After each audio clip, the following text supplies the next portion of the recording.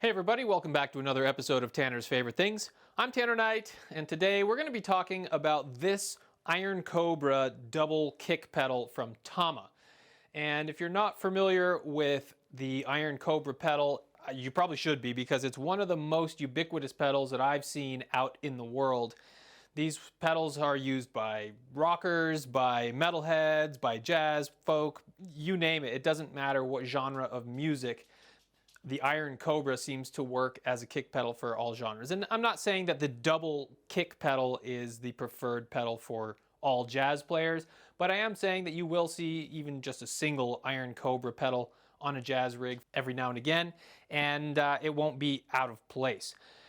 However, we're taking a look at this thing, and if you can name what the problem is right off the bat, then you get a virtual high five from me. I'll give you 5 seconds. 5, 4, 3, 2, 1. All right, so if you've noticed, these are not in the same plane. They're not lined up, and it's not imperative that they're perfectly lined up, but you can see that this thing is just way down here, and if you get a little too rowdy, you can get a little contact on the top of your foot when going crazy on here. And I've adjusted this several times, but after playing it for just a few minutes, it just kind of swivels back and it's not staying put. So my goal today is to take this pedal apart. We're not going to worry about the double kick side, but I want to take this pedal apart and take a look at the mechanism that this thing holds onto the spindle here, because it looks like it's semi-round with a few flat spots, and I'm thinking that that means that this set screw here is not strong enough, or maybe it needs to be shimmed out or something, or something that allows this batter to rotate back after continuously hitting the batter head. So that's what we're talking about today. If you're into that kind of thing, stick around and let's find a space to take this thing apart. Okay, the tools I'm going to be using for this is a Phillips head screwdriver, this number 5 Allen key, and a handy dandy drum key. So let's first begin by removing the left hand kick. This is drum key. We have 2 just regular screws there, and we're good to go. We'll take a look at that half later, but for now, we'll focus on this guy. So I also want to lubricate this pedal, clean it up, because it's pretty old. It's seen some fun stuff. And if you're wondering, this is the 900 series, or at least this portion of the chain says 900 series. And that's one of the higher tiers for this pedal, I believe. I'm not too familiar with any of the other series of the Iron Cobra, but this is the one that you see most out in the world from what I can tell. And let's just get a side view here. Another side view. Let's take a look at the bottom. Made in China. I'm not quite sure where to begin, so let's start by removing these spring attachments. See if we can get these off of the spindle. Nope, looks like that has a cap on it, but we should be able to get this one off at least. So, there we go. That's what that piece looks like. So it looks like that just pops right off of there. That's an end cap. Save that there. And we have both springs off of this thing. So now we don't have any more action retracting it.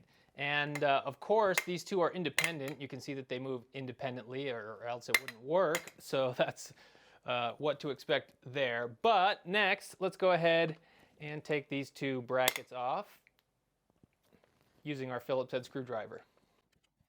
Man, this thing is filthy. Cool, you can actually see the bearing on which this thing rotates. It lives in a sleeve here. We'll have to see exactly what kind of bearing that is, but I assume it just lifts right out. It does. So let's get the other side free. These screws were much, much tighter, but they are in fact the same. So now this spindle should come right out.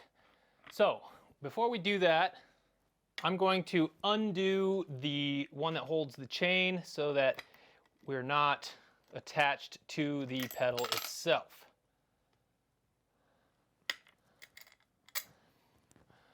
There we go. So we can take that whole unit off now and work on it separately. This is a good chance to take a look at that chain.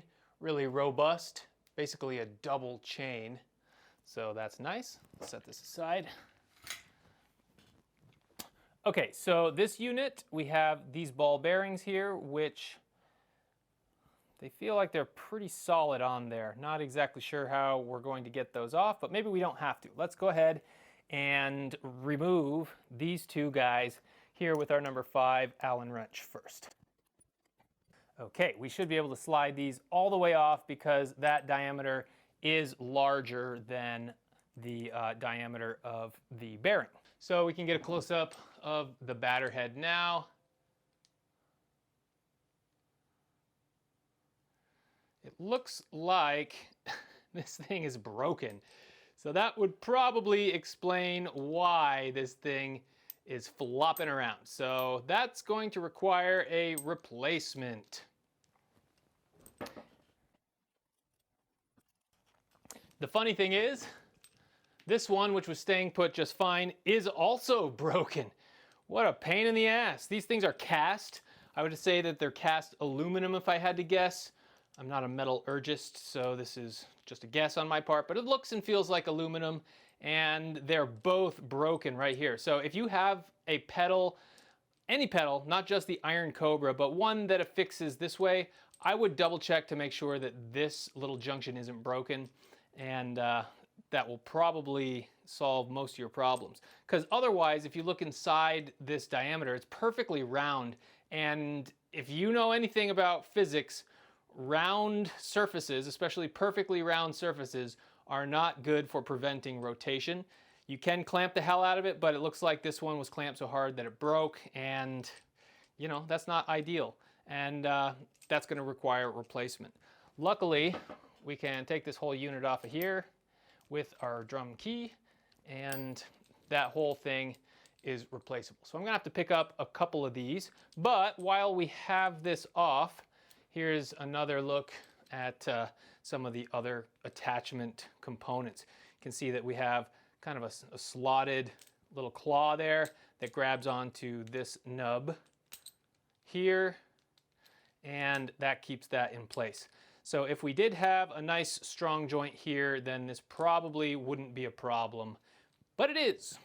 Same with this guy, just identical brakes and identical piece.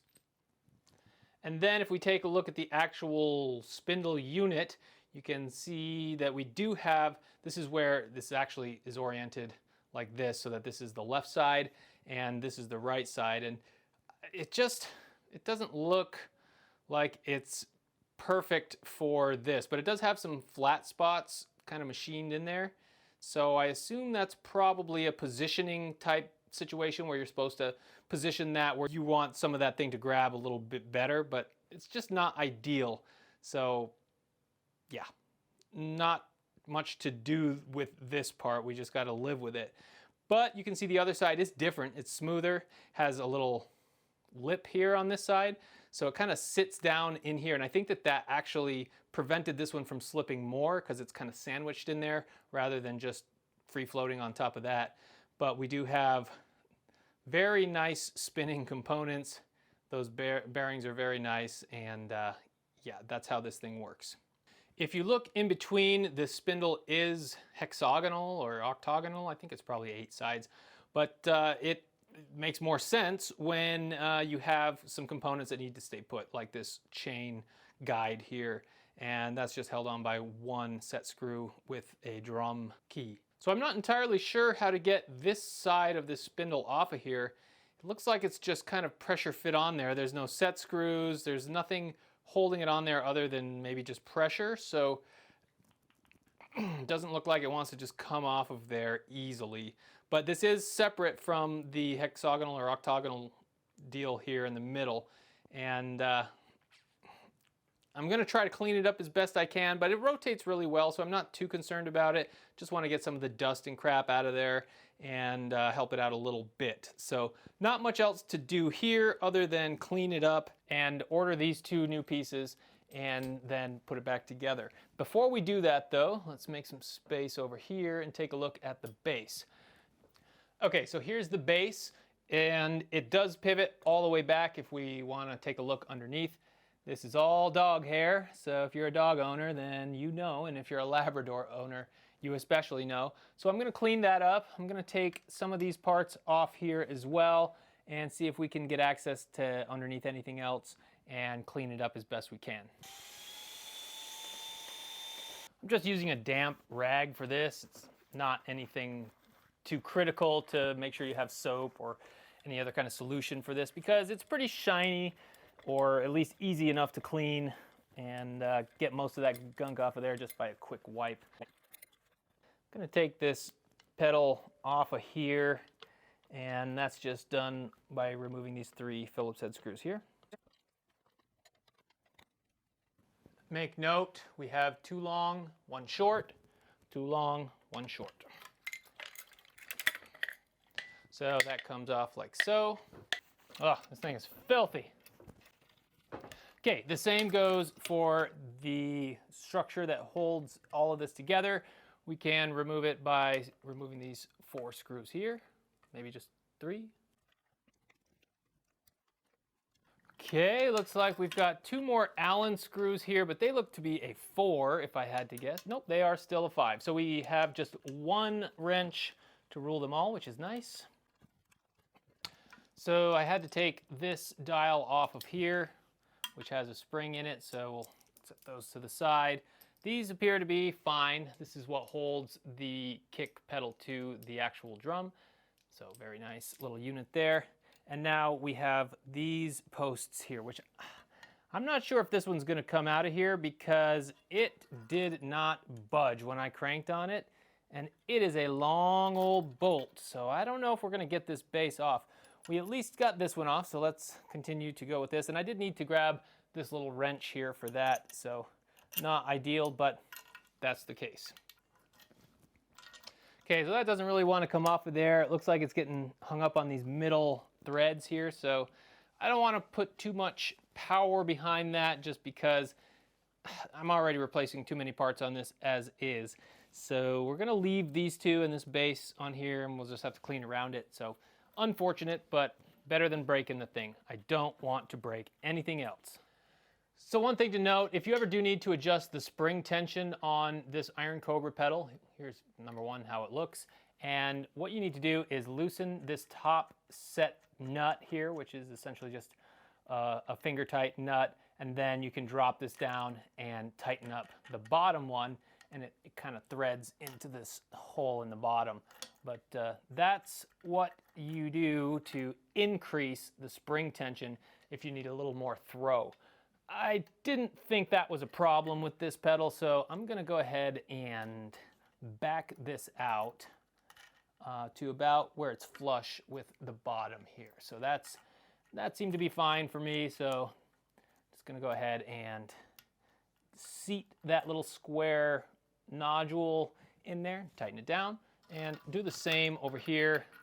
Looks like it's pretty good. So we are good to go there. I might actually increase this one. I did notice that it could have used a little more throw, so I'm just going to raise this one up and get that seated and give that, well, let's go a little longer. Maybe there. All right, so we just have a few threads sticking out the bottom. That should provide a little more spring tension on the right side of this pedal. All right, we also have this piece here, which has some pivot points. So I'm just gonna wipe all of the dust off of here that I can and maybe get a little lubrication in this spindle as well, because it does pivot, not a lot, but you know, it pivots that much. So it needs to be properly lubed. This spindle here is held on by these 2 screws here, just clamping down here. So that's just clamp force on that spindle, but we're going to lube it up nonetheless. So I've gone ahead and lubricated the chain real quick with this product here. This is Blaster, just a PB50 all-purpose lubricant, and it's just a regular lubricant that you can pick up at any hardware store. It's not a solvent like a WD-40, but very similar. So if that's all you have, WD-40, that would work, but just know that that's a solvent, not a lubricant, even though it gets used as such most of the time. So I can't really put this thing back together yet because these need to clamp on before it gets installed.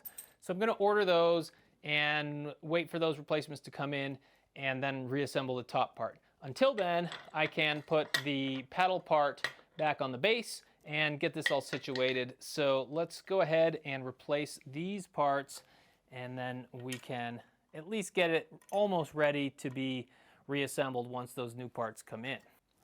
Okay, so we need to install this part next. So first we have our washer, which lives on top of this little nut here. Then comes our spring. Then comes our clamp, which needs to line up with both bolts, this in this slot and this one down here. And you can see that we have some rounded parts to the back of this.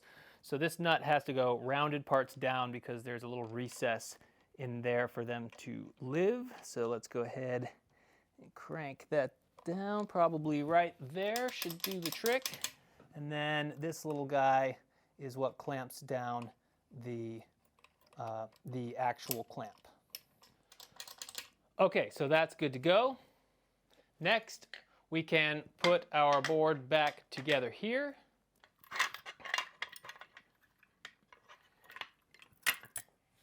Let's replace these ones first since they don't need to do much other than hold these posts down. Okay, now we need these screws with the long screws in the back and the short screw right here. So let's line that short screw up first. I'm not going to tighten that one down just yet. I'd like to get these other two in here first. These are the long ones. All right, so now our pedal is affixed to the base and we should be good to go with the rest of the assembly once we get the new parts. So what will seem like an eternity to me will be a matter of a second for you. So let's take a look at those parts right now. All right, well that was actually not terribly long. I had to order both of these parts from Japan and they came in about a week. I would say maybe 8 days. So these are the two parts that were broken from the Iron Cobra set that we just looked at. So these should be two of the parts that were broken on that Iron Cobra. And ooh, that's kind of pretty. Wow. Hello. Thank you for purchasing our item this time. We truly appreciate it and hope you enjoy it. So that's a nice little note from the seller. Let's get rid of this stuff.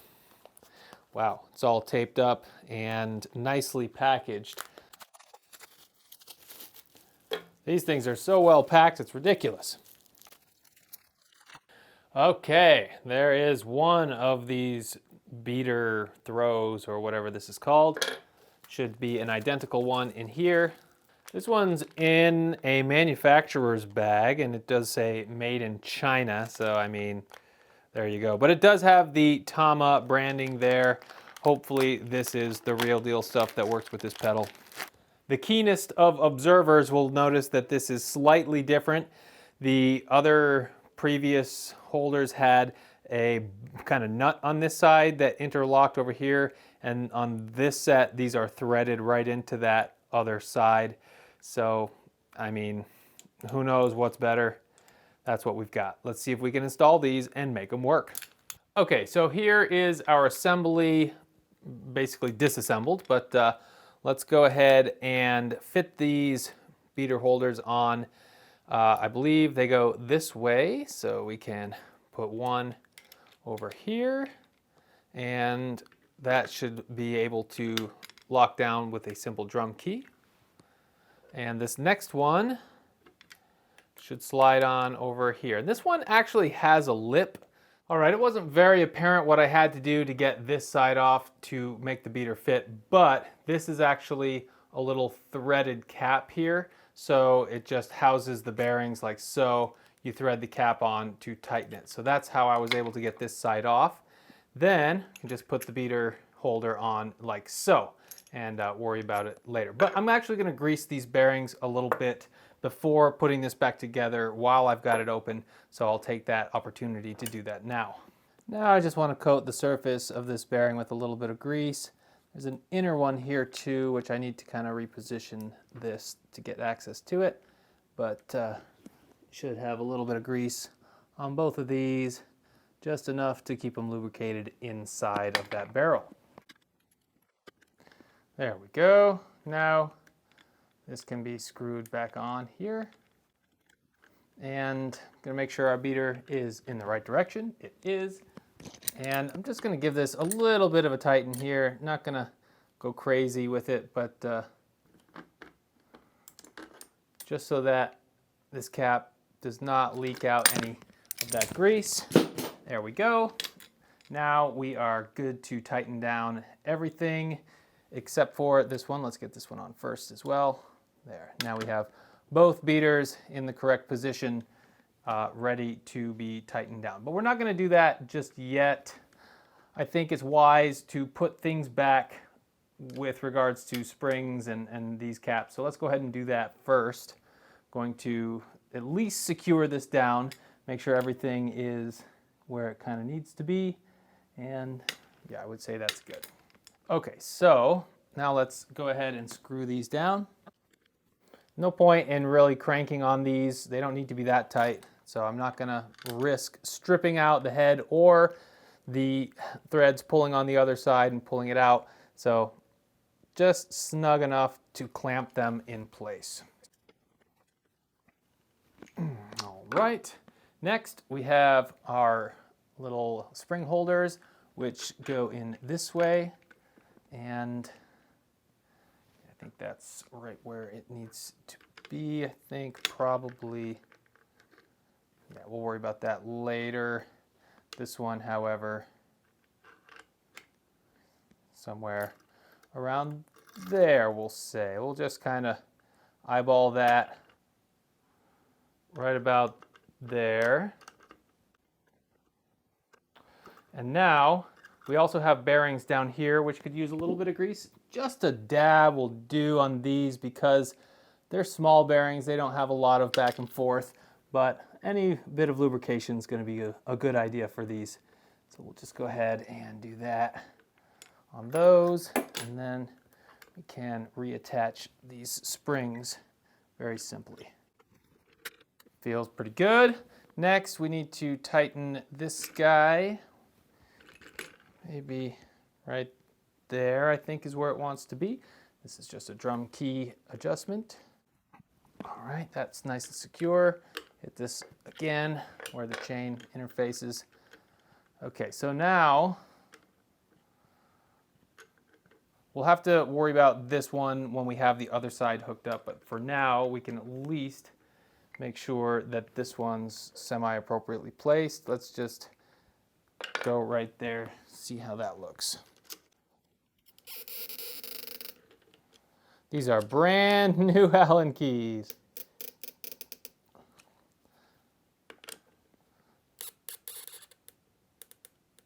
Wow, feels pretty solid, I gotta say. So, there's one. I'm gonna eyeball this one too, just to get it so that it's not moving around. It should be pretty similar. Put it all the way to the left of this barrel. Oh wait, do I not have my screw in there? That would make sense. I took it out. All right, we're just looking for pretty similar as far as the layout here. There are some markings on these that can help you line things up a little bit, but looks like we don't need to worry about that too much.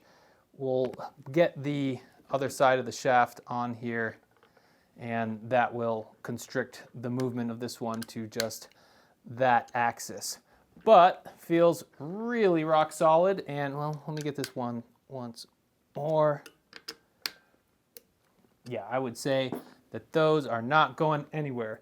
So we got to install this little cap guy here. There we go, that's lined up there.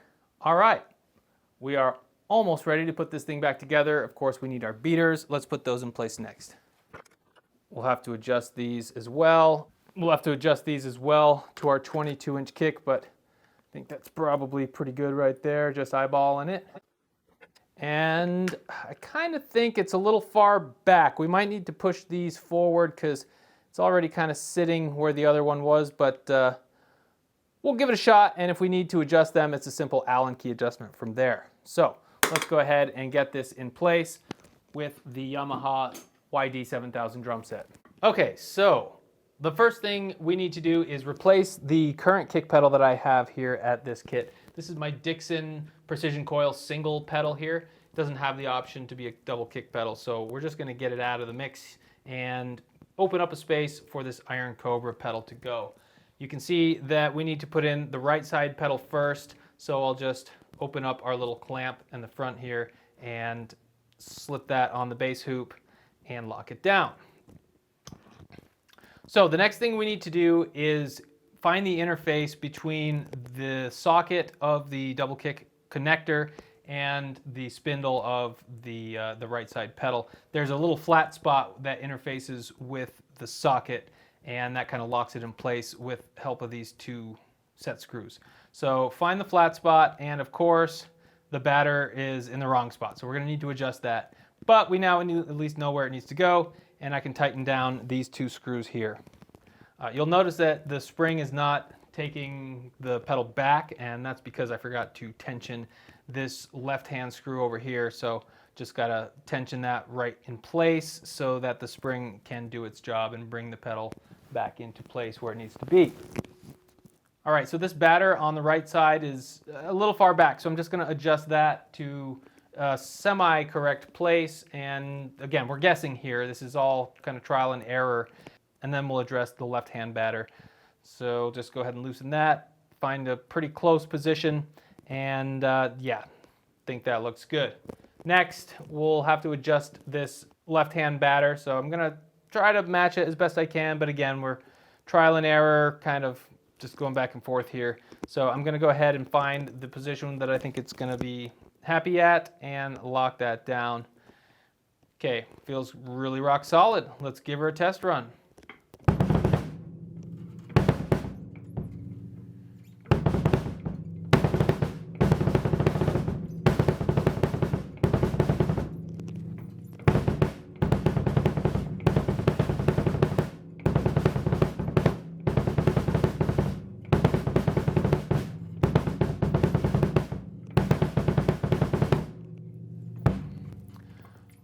All right, I've obviously got some practicing to do. This is not my best effort here, but this is exactly what this thing should be doing. You can see that the batter does not creep back. If you'll recall, it would creep back before. Now it's staying perfectly stationary.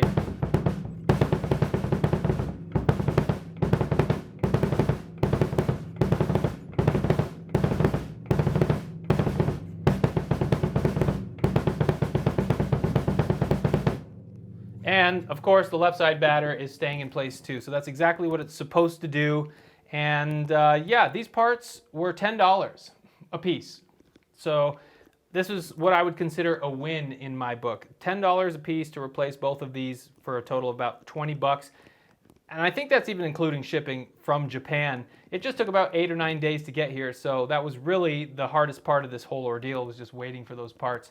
Otherwise, this would have been a pretty standard maintenance to provide and to troubleshoot. But since we did identify broken parts, always good to replace them when possible, and then we have a perfectly functioning pedal. So I've got some practicing to do, obviously. This is not where my comfort zone lives, so we're going to go ahead and try to practice more double bass kick now that I have it on this kit as well.